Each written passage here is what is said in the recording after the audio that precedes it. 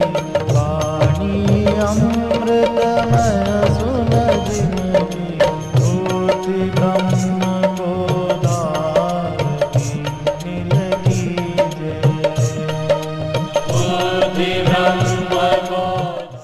श्री राम जय जय राम। श्री राम जय जय राम। सच्चिदानंद भगवान की, सनातन धर्म की।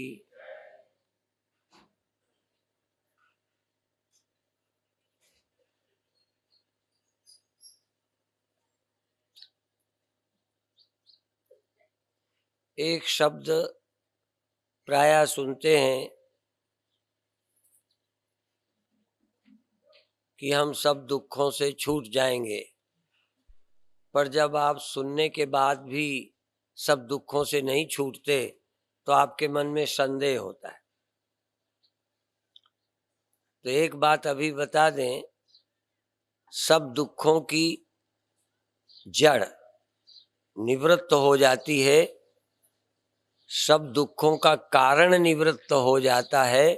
सब दुख शरीर रहते निवृत्त नहीं होते।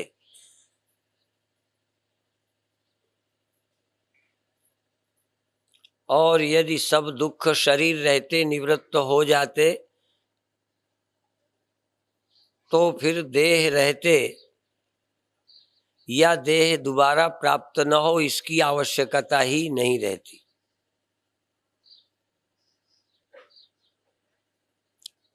फिर ध्यान दें, यदि सब दुख शरीर रहते निवृत्त हो जाते हैं तो मोक्ष दो कौड़ी का हो जाएगा,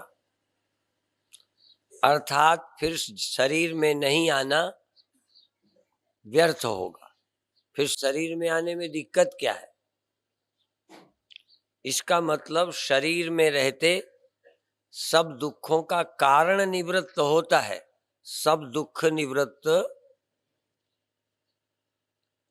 क्योंकि कारण निवृत्त हो गया, इसके बाद कार्य निवृत्त होगा।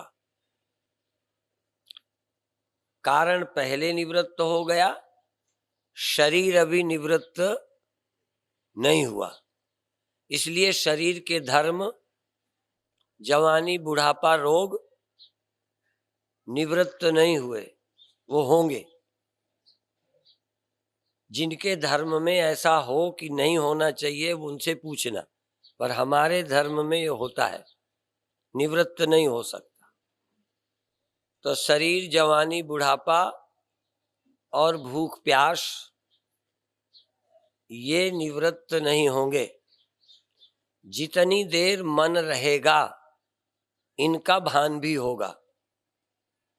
जितनी देर मन नहीं रहेगा, चाहे नींद में चाहे किसी ख्याल में डूब जाओ, उतनी देर ये नहीं सताएंगे। ब्रह्म विचार में या किसी और कल्पना लोक में या निद्रा में चले जाओगे तो शरीर के धर्म भी उतनी देर नहीं मालूम पड़ेंगे, जैसा कि रोज गहरी नींद में होता है। जब शरीर पर आपका मन आ जाएगा तो शरीर के धर्म, ठंडी गर्मी, भूख प्यास सबको लगती है। हमारे गुरुदेव को लगती थी। जब वो जवान थे तब भी ज्ञानी थे, बल्कि तब ज्ञान हुआ था। तब एक लंगोटी में रहते थे, फिर एक कपड़े में रहते थे, फिर 10-10 कपड़ों में रहते थे, क्योंकि शरीर कमजोर होता गया, शरीर की बर्दाश्त क्षमता घटती गई, ज्ञान नहीं घटा। तो ये शरीर के धर्म हैं, ज्ञान होने के बाद भी रहते हैं। इसलिए जो ये सोचते हैं हम तो चेला बन गए, हमने तो ब्रह्म ज्ञान प्राप्त कर लिया, फिर दर्द क्यों होता है, वो मूर्ख हैं। उसका इलाज अलग है। दाढ़ दर्द हो तो दवा लगाओ, खाओ, रोग हो तो दवा करो।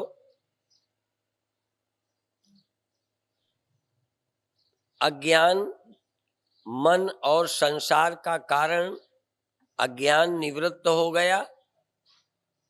मन कुछ देर के लिए विचार में खो जाता है, फिर प्रारब्ध भोग के लिए मन खड़ा होता है, शरीर में रहकर शरीर पर्यंत भोगता है। शरीर और मन निर्वाण के दिन निवृत्त हो जाएंगे, मृत्यु के दिन। ज्ञानी का मृत्यु दिन निर्वाण दिन है। ज्ञानी का जिस दिन शरीर छूटता है उसी को निर्वाण दिन बोलते हैं। इसलिए उस दिन को निर्वाण महोत्सव मनाते हैं हर वर्ष, क्योंकि उस दिन शरीर और मन दोनों खत्म हो गए। अज्ञान पहले खत्म हो गया था, इसलिए कई का बोधोत्सव मनाते हैं। महर्षि दयानंद को शिवरात्रि को बोधोत्सव मनाते हैं। भगवान बुद्ध का बोध दिवस मनाते हैं। बोध वृक्ष के नीचे उन्हें ज्ञान हुआ, बोध दिवस है। बहुत लोगों को तो पता ही नहीं चलेगा हमें किस दिन ज्ञान हुआ, क्योंकि कुछ घटनाएं घटती हैं जो याद रह जाती हैं। पर धीरे धीरे जो विचार करते करते अनुभव को प्राप्त होंगे, हो सकता है उन्हें ये भी न लगे हमें किस दिन ज्ञान हुआ। और कभी कभी मैं महर्षि दयानंद के उस दिन को बोध दिवस नहीं कहता, बोध के प्रारंभ का दिवस कहता हूं। केवल प्रतिमा परमात्मा नहीं हो सकती चूंकि चूहा चढ़ गया। इतना समझ में आया कि प्रतिमा परमात्मा नहीं हो सकती। यदि ये भगवान होते तो चूहे को हटाते, ये समझ आया। पर भगवान पूरा समझ आ गया क्या? तो जो लोग मूर्ति पूजा नहीं करते वो भगवान को जानते हैं। तो प्रतिमा में भगवत बुद्धि नहीं रही, ये एक उनके बोध की ओर प्रारंभ दिन है। यदि प्रारंभ दिन को बोध दिवस कहें तो हमें कोई आपत्ति नहीं है, पर उस दिन उनको कोई ब्रह्म बोध की उपलब्धि नहीं हुई, ये हम दावे से कह सकते हैं। यदि आपको किसी गुरु से अश्रद्धा हो जाए, ढोंगी गुरु से, तो ये तो नहीं कह सकते उस दिन तुमको गुरु मिल गया। गलत गुरु से वैराग्य हो गया, गलत गुरु से नफरत हो गई, सही गुरु की तलाश हो गई, ये तो कह सकते हैं। पर यदि किसी गुरु से अश्रद्धा हो जाए तो आपको सद्गुरु मिल गए, ये नहीं कहा जा सकता। ये भगवान नहीं है, ये समझना अलग बात है, और भगवान क्या है ये समझ में आना दूसरी बात है। मुझे तो ये भी लगता है ये घटना इसलिए लिखी गई कि महर्षि दयानंद मूर्ति पूजा पर विश्वास नहीं करते, ये बताने के लिए और जोर दिया कि उस दिन उनको ज्ञान हुआ। चूंकि मूर्ति पूजा का विरोध पहला लक्ष्य है, इसलिए ये घटना जोड़ दी गई कि उस दिन उनको ज्ञान हुआ। महर्षि दयानंद को मूर्ति पूजा से विश्वास टूटा, बस। कई का तो मूर्ति पूजा पर विश्वास शुरू ही नहीं हुआ। अब हमको एक तरफ से दिखाई देने वाले किसी पदार्थ में, चाहे वो मूर्ति ही क्यों न हो, भगवत बुद्धि नहीं होती, नहीं होती। पूजा में उस तरह की श्रद्धा नहीं होती। पर हमको एक आवश्यकता मालूम पड़ती है कि कौन दिन होगा जब दिखाई पड़ने वाले सभी दृश्य मुझे भगवान लगें।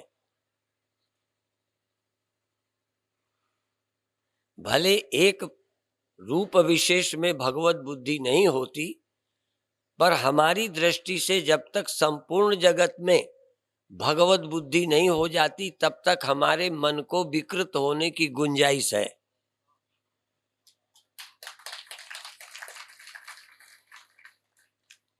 इसलिए सिया राममय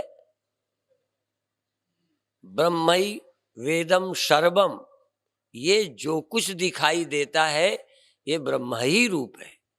और ये कल्पना नहीं है, सच्चाई है कि ब्रह्म ही माया से सब रूपों में विराजमान हुआ है। जैसे एक ही मिट्टी अनेक बर्तन की शक्लों में वही होती है, ऐसे ही परमात्मा ही सर्वरूप है। पर अभी इस ब्रह्म दृष्टि की आम लोगों को जरूरत ही नहीं है। सभी स्त्रियों में मां बुद्धि, भगनी बुद्धि, पुत्री बुद्धि उनको चाहिए जो काम से पूर्ण छुटकारा चाहते हो। तो जिनको राग और द्वेष से छुटकारा चाहिए, जिनको अपने अंतःकरण को सदा निर्मल रखना है, उनको द्वैत बुद्धि नहीं चाहिए, उनको परब्रह्म बुद्धि चाहिए। सबके लिए नहीं है। अभी आप जल्दी कोशिश मत करना, अभी तो आप गुरुओं में, भगवान में, मंदिर में भगवत बुद्धि करो, अभी सब में मत करो, चलेगा भी नहीं। और जब आपको पूर्ण निर्विकारता की मांग होवे, अंदर से दिल करे कि मेरे अंदर क्रोध ना हो, क्या चाहते हो मेरे अंदर क्रोध ना हो? क्या आप चाहते हो कि मेरे अंदर काम ना आए, मेरे को किसी से ईर्षा ना हो? अभी तो हम दूसरे के बड़प्पन से, प्रशंसा से जलते हैं और जल करके उसकी बुराई कहने का रस लेते हैं। हम जब किसी की निंदा अच्छी ना लगे, अभी तो निंदा करने में भी अच्छा लगता है और कई की निंदा सुनने में भी अच्छा लगता है। आपको तो नहीं अच्छा लगता।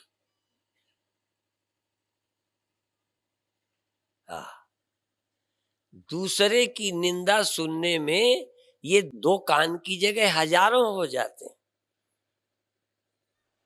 रामायण की क्या चौपाई है? हाँ, हजारों आंखें, हजारों कान। बुराई देखने को इतनी आंखें तेज होती हैं, इतने कान तेज होके सुनते हैं, इतना कथा में मन एकाग्र नहीं होता, इतना रस कथा में नहीं आता जितना दूसरे की बुराई सुनने में आता है। और उस समय तुम्हें लगता ही नहीं कि हम धर्म के विपरीत हैं। दूसरे की निंदा सुनने का रस लेते हैं, तब हमें ये ख्याल भी नहीं आता हम अपने जीवन को कहां लिए जा रहे हैं। आप कहोगे सच्चाई थी तो सुनते रहे, तो सच्चाई भी थी तो तुम्हें क्या लेना देना? उस बुराई को सुन के तुम्हें क्या मिला? एक बात हम और कहते हैं, मेहतर को गंदगी देखना ही चाहिए। यदि उसे न दिखे तो गंदगी की सफाई नहीं होगी। यदि मेहतर सफाई को निकले और गंदगी पर वो नजर न डाले तो तुम उसे अच्छा मेहतर कहोगे? बोलो। वो सब पड़ी रह जाएगी, ये कहोगे अंधा है, देखा नहीं तूने। माने जिसको सफाई करना है उसे गंदगी देखने का अधिकार है, दूसरे उसे भी अधिकार है जो सफाई करवाना चाहता है, वो देखे और मेहतर को बताए कि गांव में ढोल पीटे। किसी किसी को टीबी हो जाती है तो कभी कभी तो रोगी को भी नहीं बताते, पर डॉक्टर को तो पता होना चाहिए क्योंकि उसे दवा देना है, और सेवादार को भी पता हो जाए जिससे उसे टीबी ना लग जाए। बाकी सारी दुनिया को बताने की जरूरत नहीं है। तो जो समाज का निर्माण करने वाले हैं उनको बुराई दिख जाए वो ईर्षा नहीं करते। जैसे विरोधी पार्टी के लोग हमेशा सत्ता वालों की निंदा करते हैं, अपने समय पर वही काम करते थे, पर विपक्ष में रहने वाला सत्ता की हर बात का विरोध करता है। उसका लक्ष्य अच्छाई लाना नहीं है, उसका लक्ष्य सत्ता वाले को नीचा दिखाना है, जिससे अगले बार ये ना आवे। बस बुराई यदि आदमी है, इसीलिए कलयुग में थोड़े अच्छे लोग जो हैं वही देवता हैं। इसीलिए एक कहावत प्रसिद्ध है, कलौ वेदवती गंगा। कलयुग में बेतवा ही गंगा है। ये नहीं है कि बेतवा गंगा है, बेतवा गंगा नहीं है, पर कलयुग में बेतवई गंगा है। अंधरों में काना ही राजा है, भ्रष्ट लोगों में कम भ्रष्ट ही महान आदमी है।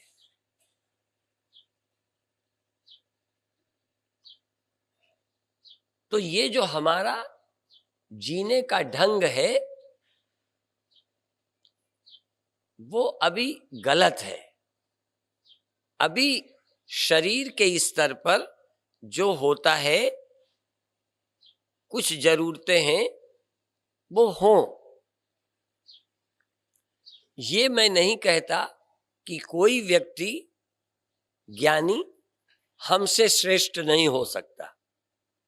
कई लोग शरीर से रुग्ण नहीं हैं तो ज्ञान के बाद बहुत सारे रोगों के शिकार नहीं होंगे। बहुत लोग जिनका जीवन अच्छा रहा है वो ज्ञान के बाद अच्छे रहेंगे। जो ज्ञान के पहले ठीक नहीं रहे, ज्ञान हो जाए तब भी लोग उनके ज्ञान, कई को भाई की चोट लगती है, कई को अपने बेटे की चोट लगती है। चोट से भी आदमी जागरूक होता है। कभी कभी तो संत 2 बार संत बनते हैं। एक बार पहले बनते हैं जब घर से निकले, एक बार फिर अपने चेलों से भी कभी कभी दुखी होकर फिर संत बनते हैं। एक महात्मा सन्यासी बने बहुत दिन हो गए थे, पर जब कुछ संतों ने धोखा दिया, उनकी हुंडियां छीन ली संत की, तब कहने लगे अब मैं साधु बना। तो अज्ञान काल में भी यूं तो सभी साधु होने को, भजन करने को लगते हैं, पर कभी कभी संसार के सब काम करते फिर चोट लगती है। फिर लगता है कि सच्चे ही संत बनना चाहिए, सच्चे ही निर्विकार बनना चाहिए। एक समय ढोंगी भी निर्विकारी लगते हैं, होते नहीं निर्विकार, पर ढोंग से भी गुजारा होता है। समाज अच्छा मानता है और हमें पसंद दुनिया की चीजें हैं। पैसा पसंद है, वे ढोंग करें पैसे को हाथ न लगाने का। चरित्रता का ढोंग करें और रहें दुष्चरित्र। ये सब संभव है, लेकिन कभी कभी जब दुराचार से दुखी हो जाएगा तब सचमुच चरित्रवान बनने की प्रेरणा मिलती है। सचमुच जब पैसे का दुख समझेगा तो पैसा व्यर्थ लगेगा। इसने तो दुख दिया है, परिवार ने तो दुख दिया है। अभी कहां समझ में आता है परिवार के कारण दुख है, ये समझ ही नहीं आता। आश्रम के भी दुख होते हैं। कोई कोई पूर्व जन्मों का संस्कारी समझता है, अधिकतर तो आश्रम बनाने के बाद समझ आता है कि आश्रम दुख है। आप बधाई के पात्र हो, कितनी असुविधाओं में रहकर आप सत्संग का लाभ ले रहे हो, ये आपकी अच्छाई है। और यदि सत्संग की इच्छा ना होती या पुण्य की इच्छा ना होती तो इस तीर्थ की असुविधा का कष्ट क्यों झेलते? जैसे कल्याण के लिए लोग निकलते हैं, असुविधाएं अनुभव करते हैं, फिर भी पुण्य बुद्धि तीर्थ ले जाती है, कल्याण बुद्धि आपको इस कष्ट में रखती है। और सचमुच कल्याण की इच्छा है, इसकी पहचान है कि उसके लिए नरक में भी रहना पड़े तो आदमी रहेगा। तो आप आज ज्ञान के इस पक्ष को स्पष्ट करो कि क्या निवृत्त होगा।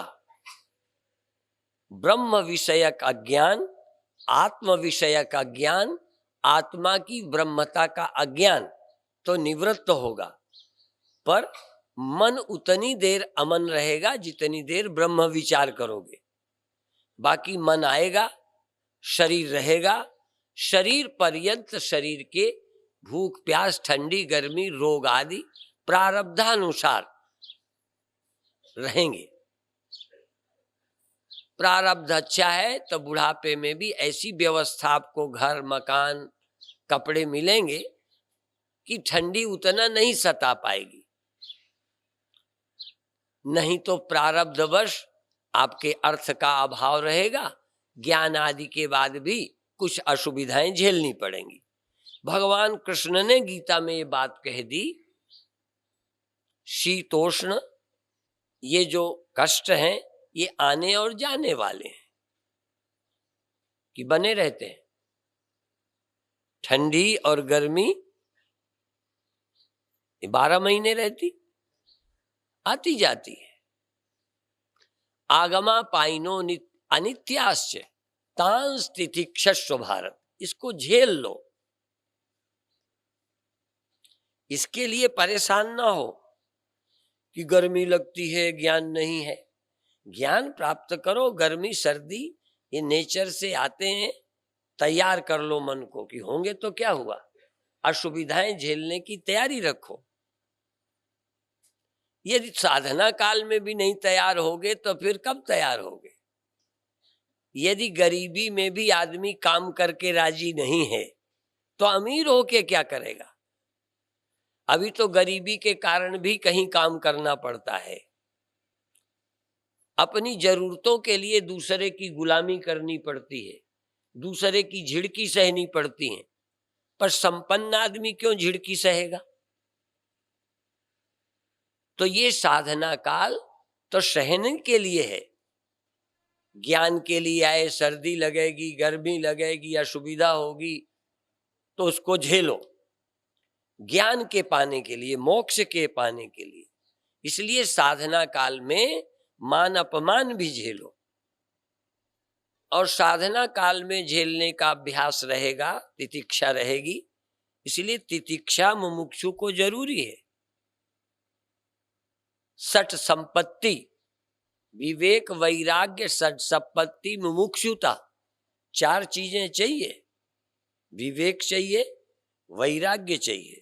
विवेक माने मूर्खता नहीं, हमें पैसे की क्या जरूरत, हमें मकान की क्या जरूरत, जरूरत से ज्यादा ही ज्ञान दिखाते हैं।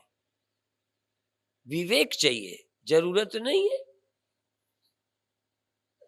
कुछ सुविधाएं तो चाहिए, नहीं तो कैसे बैठ के सुनोगे। ये इतनी छाया लगाई है, कहीं त्यागी जी भी सोच लें कि क्या जरूरत है। खाने पीने की भी क्या जरूरत है, अपन तो साधु है, मोक्ष चाहते हैं, रोटी तो चाहते ही नहीं। मतलब इसको हम विवेक नहीं कहते, कई सनकी होते हैं, पागल होते हैं, बातें बड़ी अच्छी करते हैं पर पागलपन की है। तो शरीर रहते कुछ तो चाहिए। बड़े बड़े संतों ने कहा कि भूख कुतिया है। यदि आश्रम में घर पर कुतिया हो, तुम ध्यान में बैठे हो, उसके खाने का टाइम हो जाए तो कुं कुं करेगी, आपका बार बार भजन से मन तोड़ेगी। उसको रोटी डाल दो फिर भजन करो। तो भूख भी कुतिया है, ठंडी गर्मी भी ये समस्या है। उसको जरूरत का कपड़ा दे के ध्यान में बैठ जाओ। कभी कभी तो मैं कहता हूं मच्छरदानी लगा के ध्यान में बैठो, नहीं तो तुम मच्छर ही तुम्हारे ध्यान को तोड़ देगा। आसन न डनलप का गद्दा हो और न जमीन हो, न कंकड़। कंकड़ भी ध्यान तोड़ देगा और डनलप का गद्दा भी गड़बड़ करेगा। ऐसा आसन हो जिसमें आप आराम से बैठ सके। ये साधना कोई बेवकूफों की बात नहीं कि सनक में आए, ये सनक का विषय नहीं है, हठ का ही नहीं है, पर थोड़ा हठ चाहिए। थोड़ा बहुत तो दर्द करेगा शरीर बैठे बैठे, थोड़ा झेलो फिर दर्द चला जाएगा। थोड़ी देर मन भागेगा फिर खत्म हो जाएगा। बुरी बुरी जो आदतें पड़ गई हैं वहां मन जाएगा, पर थोड़े दिन उनको दोबारा रिपीट न करो, खत्म हो जाए। आदतें सुधरती भी हैं, बिगड़ती भी हैं। एक कहावत है, पान सड़ा क्यों, रोटी जली क्यों, विद्या भूली क्यों, घोड़ा अड़ा क्यों। चार हैं। घोड़ा अड़ा क्यों, रोटी जली क्यों, पान सड़ा क्यों, विद्या भूली क्यों। एक उत्तर, फेरा न था। पान फेरा नहीं, रोटी फेरी नहीं, विद्या फेरी नहीं, घोड़ा को फेरा नहीं, सो अड़ गया, सड़ गया, भूल गई। इसी तरह यदि बुराई खत्म करनी है तो दूसरा तो फेरो नहीं, रिपीट नहीं करो। थोड़े दिनों में आदत खत्म हो जाएगी। पीते हो, आप पीना छोड़ दो, दिमाग में आना भी बंद हो जाएगा। शुरू में आएगा। कोई बुरा काम करते हो, आदत पड़ी है, शरीर से न दोहराओ, थोड़े दिनों में चिंतन चला जाएगा। या चिंतन छोड़ दो तो करना चला जाएगा। चिंतन से क्रिया जन्मती है, क्रिया से चिंतन मजबूत बनता है। इसलिए एक चीज छोड़ो, या तो चिंतन छोड़ दो, और चिंतन नहीं छूटता तो रिपीट करना छोड़ दो। इसीलिए कहा, मन जात है तो जान दे, बस कर राख शरीर। शरीर से दोहराओ मत। जिससे तुम मुक्त होना चाहते हो, काम से, क्रोध से, लोभ से, गाली मत दो। शरीर से किसी कर्म को दोहराओ नहीं, धीरे धीरे मन ठीक हो जाएगा। ये हम गारंटी करते हैं। दोहराना तुम बंद कर दो, मन के ठीक करने की गारंटी अपन ले लेते।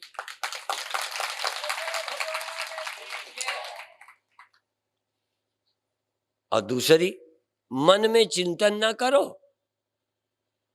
तो कर्म आपे ठीक हो जाएगा।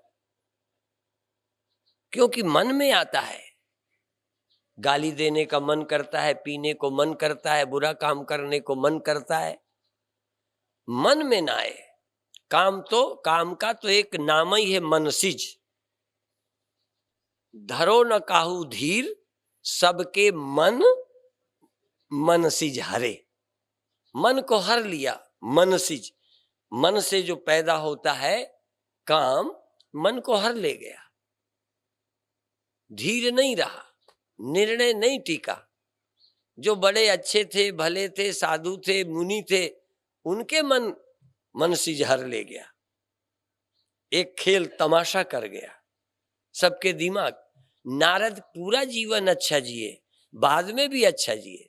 सिर्फ उनका अभिमान तोड़ने के लिए भगवान ने कौतुक दिखा दिया। भगवान ने दिखाया, नारद की कोई गलती भी नहीं, दिखा दिया। अब बताओ, शायद तुम लोग इतना नहीं करते। तुम नारद से अच्छे नहीं हो, पर नारद जितना गड़बड़ भी। अब वो नारद की कथा दोहराने से क्या, इधर गए उधर गए, आगे माला पहनने को तैयार। मतलब इतना भला व्यक्ति, इतना चिंतक, भगवान में रमण करने वाला भगवान का भक्त, इतना पागल हो गया, रूप भी मांग लिया, आगे आगे भी हो गए, और फिर श्राप भी दे दिया। इतना दुखी हुए कि इन्होंने मेरी, भगवान ने मेरी ये दुर्दशा कराई। और दुर्दशा नहीं कराई, ये बताया कि मन के स्तर पर कभी भी गड़बड़ हो सकती है। जितनी देर हम ब्रह्म में हैं उतनी देर ही ठीक है। जितनी देर अपन रोशनी में बैठे हैं उतनी देर अंधेरे को ताल ठोक सकते हो। पर ये ध्यान रखना, अंधेरे को ताल ठोकते समय कि उजेले की कृपा है, तेरी नहीं। तू अपने बल से अंधेरे को ताल नहीं ठोक रहा, उजेले में बैठा है इसलिए अंधेरा नहीं आ रहा। तू समझे मेरे डर से नहीं आ रहा, यही तो गड़बड़ हुई थी नारद को। नारद को लगा मैंने जीत लिया। मैं तो काम क्रोध में फंसाता है, जहां मैं नहीं है वहीं काम क्रोध नहीं है। असल में जितनी देर कोई ब्रह्म में है, मैं ही नहीं। देवताओं ने राक्षसों पर विजय पाई, भ्रम हुआ देवताओं को, हमने जीत लिया। फिर ब्रह्म ने उनकी परीक्षा की, देवताओं का कोई बस नहीं। एक तिनका नहीं जला सकी आग, तिनका नहीं उड़ा सकी हवा। अभिमान हमने जीत लिया।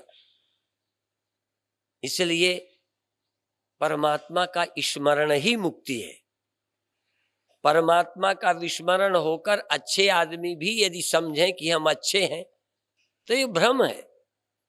परमात्मा को भूलकर तुम कहो हम अमर हैं या अमर हो जाएं, ये मूर्ख है।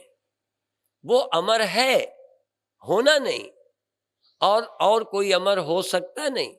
यदि कोई कहे मैं ब्रह्म हूं, तू क्या ब्रह्म है? मैं कभी ब्रह्म होता है और ब्रह्म कभी गड़बड़ होता है? यही तो भ्रम तोड़ना है। मैं ब्रह्म हो नहीं सकता और ब्रह्म कभी गड़बड़ होता ही नहीं।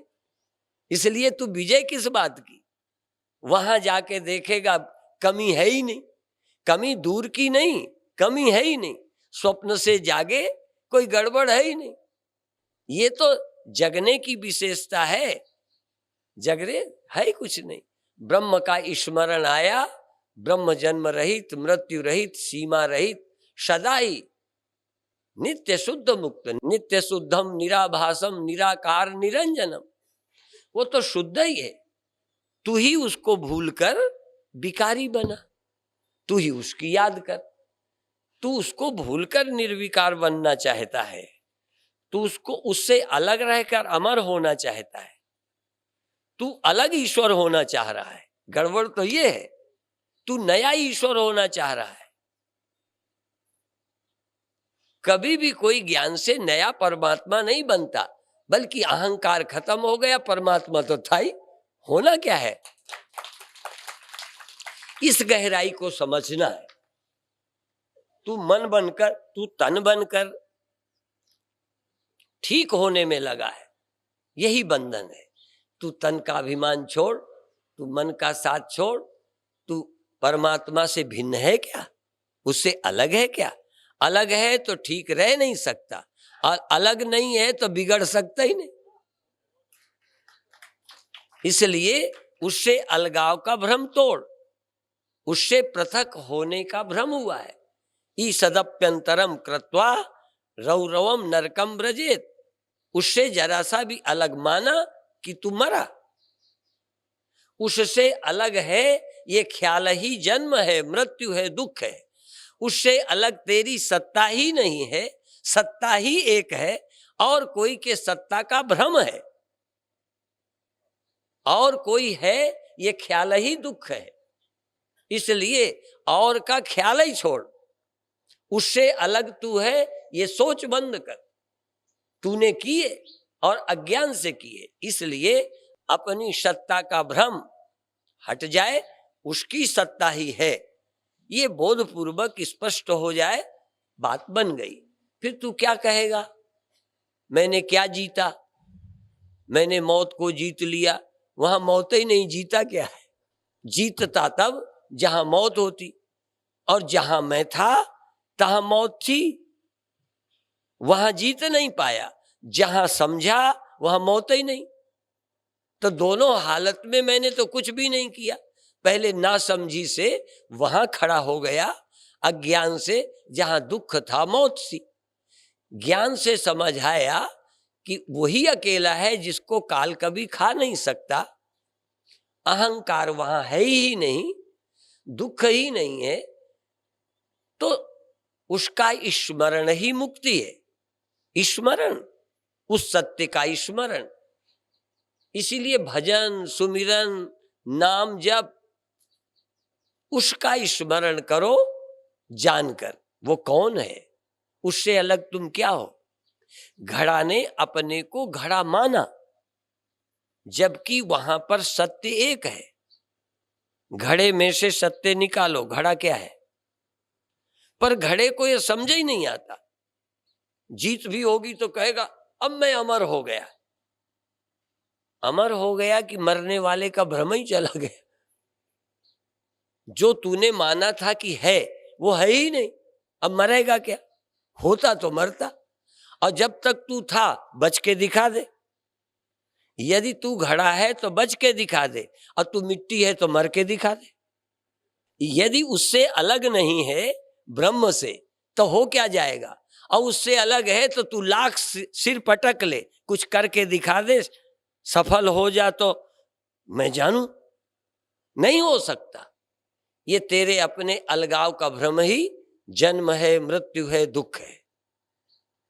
इसलिए उससे तेरी पृथक सत्ता नहीं। यही बार बार प्रत्यक्ष चैतन्य भिन्न, प्रत्यक्ष चैतन्य से तू भिन्न नहीं है, उससे तेरी अलग अपनी एग्जिस्टेंस नहीं है। घड़े को यही सोचना है मिट्टी से मैं अलग नहीं हूं। मुझे अलग होने का भ्रम है, लहर होने का भ्रम है, पानी से अलग नहीं हूं। मुझे अलग चेतन होने का भ्रम है। जैसे रिफ्लेक्शन को अलग रोशनी होने का भ्रम हो जाए कि मैं अलग रोशनी हूं, मेरा अलग होना है, यही भ्रम है। सूर्य के अलावा और रोशनी किसी शीशे में है क्या। ये अलगाव का भ्रम तोड़ना है। वेदांत माने जीवत्व का भ्रम टूट जाए, और जहां जीव ही कुछ नहीं तहां और क्या रह गया ब्रह्म के सिवा। इसलिए आम आदमी तो देह होने के भ्रम में फंसा है, कुछ लोग जीव भाव के भ्रम में फंसे हैं। जीव भाव का त्याग हो जाए कोई बात नहीं। जैसे तुम्हें देवी भी आ जाती है ना कभी, ये ब्रह्म भी आने लग जाए तो अच्छा ही है। हाँ, इन प्रवचनों में भी किसी को गहरा सुख मिले और कुंडलनी जगह रोमांच हो जाए, अंदर से मन खुश हो जाए, सुन के हो जाए। ये सुन के भी, जैसे गाली सुन के क्या हो जाता है, कुछ हो जाता है। लो, गाली सुन के कुछ हो जाता है, अब प्रवचन सुन के कुछ भी नहीं होता। कम से गाली सुन के यदि क्रोध आ जाता है, कुछ हो जाता है, तो ब्रह्म की कथा सुन के सब खो जाए। ब्रह्म ही की सत्यता, ब्रह्म ही वेदम सत्य। तुम रहो ही नहीं, और अपने न रहने का बड़ा आनंद है। जब से हमने सुना मरने का नाम जिंदगी है, बचने का नाम जिंदगी नहीं। बचोगे तो मरते ही रहोगे, जब तक रहोगे मरते ही रहो। जब से हमने जाना मरने का नाम जिंदगी है, सर से कफन लपेटे कातिल को ढूंढते हैं। कोई हत्या करने वाला मिल जाए जो हमें मार दे, हाँ हमारे को मार दे, झंझट खत्म। मैनू मार, पंजाबी में मैनू मार, मुकावे जेड़ा, साफ करे इस दिल दा बेड़ा, कर दे दिलों गरूर, अखियां खोल जरा, रब नहीं बसदा दूर, अखियां खोल जरा। परमात्मा दूर नहीं है, परमात्मा तो दूर नहीं, परमात्मा तो दूर नहीं। तेरा भी कसूर नहीं, तेरी भी कोई गलती नहीं है, तेरा भी कसूर नहीं। और देखन वाली आंख जेड़ी, ओदे बीच नूर नहीं।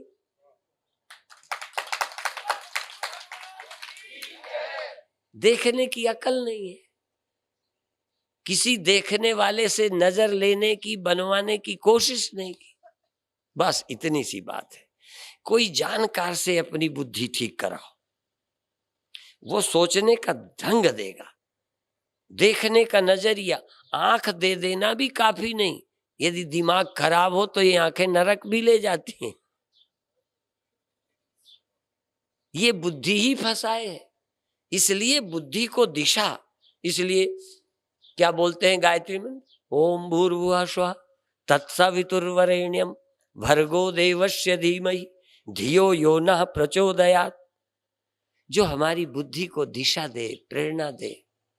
कोई ऐसा गुरु, कोई ऐसा संत मिले, मेरे मन दिया बागा मोड़े, ऐसा कोई संत मिले। ये घोड़े को जो इधर जाता है दिशा मोड़ दे। जो ये हम देखते रहते हैं उसे देखें। इसीलिए हमारे गुरुदेव के समय एक संत बोलते थे, अरे वो ये भी देखा वो भी देख, ये भी देखा वो भी देख, इन आंखों का, इन नैनों का यही सलेख, इनसे यही देखेगा यहां और वहां, इधर और उधर। इसलिए यह भी देखा वो भी देख, इन नैनों का यही सलेख, पर देखत देखत ऐसा देख, मिट जाए दुविधा दिख जाए एक। एक सत्यता का अनुभव हो जाए कि सत्य एक है और सब प्रतीति है। एक सत्य है, बाकी सब सृष्टि है, सब बनावटी है। एक सत्य उदाहरण, चाहे मिट्टी ले लो, पानी ले लो, सोना ले लो, लोहा ले लो, ब्रह्म ले लो, एक सत्य और बाकी सब माया मात्र बनावटी रचना है। सत्य एक है, जो रचना नहीं है। थापा न जाए कीता न होए, आपे आप निरंजन सोए। जिसको बनाया नहीं गया, जो रचा नहीं गया, जो रचना नहीं है, वो है एक केवल परमात्मा। बाकी सब रचा गया, यहां तक ब्रह्मा विष्णु महेश। अब मैं कहूंगा तो थोड़ा कम अच्छा लगेगा, रामायण से बताओ। यन माया वसवर्ति विश्वमखिलम ब्रह्मादि देवासुरा यत् सत्वाद मृषैव भाति सकलम, यत् सत्वाद मृषैव भाति सकलम रज्जौ यथा हेरभ्रम। ये सारी ब्रह्मा विष्णु महेश देवी देवता सब जितना कुछ उपजा है सब भ्रम है, एक ही सत्य था, है और रहेगा।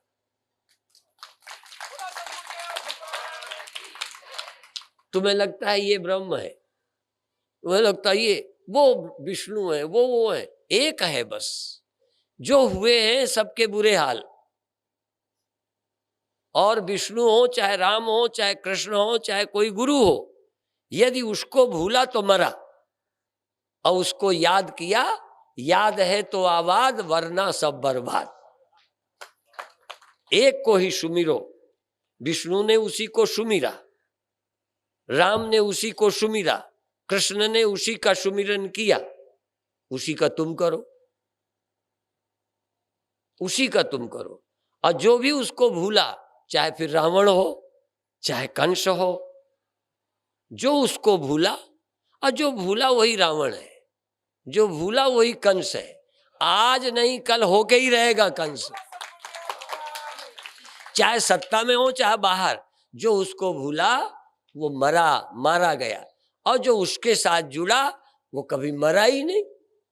इसलिए उसका ही स्मरण। तो यन माया वशवर्ति विश्वमखिलम ब्रह्मादि देवासुरा यत् सत्वाद मृषैव भाति सकलम रज्जौ यथा हेरभ्रम यत् पादपलव मेक में वही भवाम बोधे स्थिति रसावताम वंदे हम तम अशेष कारण परम रामाख्यमीशम हरिम। तुलसीदास ने उस सत्य का नाम राम कहा है, विष्णु भी नहीं कहा। इनको तो कहा ये फंस गए, माया में पड़े, केवल स्मरण ही है राम। तो तुलसी जिसको राम कहते हैं, शिव पुराण उसे शिव कहता है, विष्णु पुराण उसे विष्णु कहता है, वेदांती उसे ब्रह्म कहता है। एक ही का नाम है,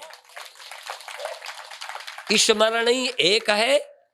राम का भी, मेरा भी, आपका भी, आर्य समाजी का भी, सनातन धर्मी का भी, मुसलमान का और ईसाई का, एक ही स्मरणीय है।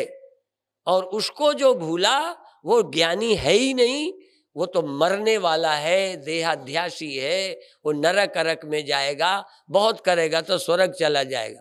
इससे आगे किसी की गति नहीं है। मोक्ष उसी का होगा जो इस एक सत्य का स्मरण करेगा, वही इस भ्रम से पार जाएगा। यदि वह तुमसे अलग है, फिर सुनो, विष्णु का स्वरूप है वो, राम का स्वरूप है वो, कृष्ण का स्वरूप है वो, तुम्हारा भी स्वरूप है वो। तुम्हारा स्वरूप वो नहीं, तुम्हारा स्वरूप तुम्ही में है, तुम्हारा आधार तुम्ही में है। घड़े का आधार वहां नहीं, घड़े में है। बुलबुले और लहर का आधार लहर ही में रह रहा है।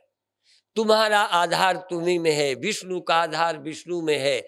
सबका अपना अधिष्ठान आश्रय सबके पास रहता है, इसलिए तो ही संग समाई तेरे में ही रह रहा है। कौन? वो जिसे तुम ढूंढते हो।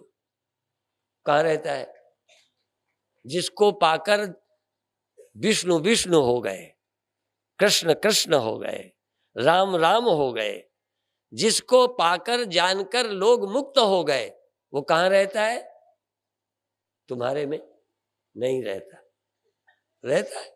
अच्छा, उससे तुम कितने अलग हो। इसलिए जिसने जाना वही नारायण हो गया, जिसने जाना वही ब्रह्म हो गया। ब्रह्मविद ब्रह्म ही भवति। नारायण हो गए, ब्रह्म हो गए, मुक्त हो गए, जिसने उसे जाना। घट घट में हरजू बसे, संतन कहो पुकार। घट घट में परमात्मा रहता है, संतों ने पुकार के कहा, कह नानक ते भज बना, भव निधि उतर ही पार। उसका स्मरण कर जो घट घट में है, भव सागर से पार। लौट के देख, सृष्टि सब उससे हुई, उसी में है, उसी में लय होती है। सिर्फ नहीं पैदा होता, नहीं समाप्त होता तो एक है, और वो तू है। जब तू सुनेगा तो वो तू है, जब ये सुनेंगे तो ये है। जिसने सुना उस कथा को, उसकी कथा जिसने सुना वो वही हो गया। जानत तुम्हें सोई जाने जही देव। हाँ, बस जिसने सुना ब्रह्म हो गया, जिसने याद किया ब्रह्म हो गया, अलग नहीं रहा। इसलिए जो भी जीव स्मरण करेगा उस ब्रह्म से अलग अपनी सत्ता नहीं मानेगा। अलग तो मूर्ख मानते हैं, अज्ञानी मानते हैं, तुम उससे अलग नहीं हो। फिर भी माया बड़ी कठिन है, इतना सम्मोहन है कि यही सच लगता है, यही सब, वो लगता ही नहीं, एक सच लगता ही नहीं। बार बार हमारे मन बुद्धि इसी द्वैत में आके डाल देते हैं। तो सुनते रहोगे तब भी खतरे हैं, और तुम चाहो कि सुने भी नहीं। बार बार सुनो, घर में सुनो, घर में पढ़ो। शंकराचार्य जैसे गुरु कहते हैं, जब से नींद खुल जाए, नींद आ न जाए, तब तक इसका स्मरण करो। जन्म से लगाकर जब तक प्राणांत न हो जाए, इसी का श्रवण मनन निधिध्यासन चिंतन, इसी का स्मरण करते रहो, तो तुम्हें माया नहीं सताएगी, नहीं मौका पाएगी। काई हटाओ तालाब में ऐसे, और जरा रुको, तुरंत आ जाती है, नहीं आती। ऐसे ही सुनना बंद, फिर घेर लेती है। कई लोग कहते भी हैं कि घर जाते हैं फिर वैसे हो जाते। तो ये तो शंकराचार्य कहते हैं कि आप घर जाओ तब भी ये साथ लेके जाओ। मैं गुरुदेव के विषय में कभी व्यंग में लोगों को समझाने के लिए कहता हूं। कहते गुरुदेव का शरीर कब छूटा? मैंने कहा पूष में, ठंडियों में, दक्षिणायन सूर्य में। कहते कहाँ गए होंगे? मैंने कहा नरक। लोग कहते हैं अरे गुरुजी को बोलते हो। मैंने कहा यदि कोई कहे गया है कोई, मैंने कहा कहाँ गए? अंधेरे में गए, गुफा में गए। पर गुफा में गए, अंधेरे में गए तो उनको तकलीफ कहीं नहीं, रोशनी लेके गए, रोशनी लेके गए, अंधेरा मिला ही नहीं होगा। अंधेरा तो उन्हें मिलता है, तो गए तो नरक में, पर वो ज्ञानी थे। अज्ञानियों को नरक मिलता है, किसी महीने में मरेंगे, किसी में स्वर्ग मिलेगा, क्योंकि अकल तो है ही नहीं। जो ज्ञानी है उसको नरक मिलेगा नहीं, गए तो नरक, पर वहां नरक ही नहीं मिला। इसलिए ज्ञानी कब शरीर छोड़े कब न छोड़े कोई तारीख है? इस दिन मरे, फिर हमारा ज्ञान का क्या होगा? फिर तो कुत्ता एकादशी को मर जाए तो तर जाएगा, गधा अरे भाई तीर्थ में कुत्ते मरे तर जाएंगे। अब मान लो हम तीर्थ के बजाय दिल्ली में हो तो हमारा क्या होगा? हमारी द्वार में न मरे तो ज्ञानी कहीं शरीर छूट जाए, वो ब्रह्म पहले हुआ बैठा है, इसलिए कब शरीर छूटे, कहाँ छूटे, किस हालत में छूटे तब मुक्ति होगी, ये अज्ञानियों के लिए कहा है, ज्ञानी के लिए नहीं कहा। उत्तरायण दक्षिणायन का नियम अज्ञानियों के लिए है, ज्ञानी तो ज्ञान से ही मुक्त हो गया। अब उत्तरायण दक्षिणायन और दिन और रात और यहाँ और वहाँ ये मरने का हिसाब नहीं। पहले तो ये ज्ञानी बचा ही अलग नहीं, मरेगा क्या? ज्ञानी ब्रह्म पहले ही हो गया, अब और कहाँ ले जाओगे? ब्रह्म से अलग करने की ताकत किसी की नहीं है। जो ब्रह्म से अलग थे उन्हीं की दुर्दशा माया करती है। जो ब्रह्म से अलग अपना अस्तित्व समझते हैं उन्हें माया फंसाएगी, ऋतुएं फंसाएंगी, परिस्थितियां फंसाएंगी। जो ब्रह्म से अलग है ही नहीं, यही सोच है उससे अलग मैं नहीं, ये उसका अनुभव है, कैसे फंस जाएगा? इसलिए ब्रह्म चिंतन ही मोक्ष है। ओम शांति शांति शांति।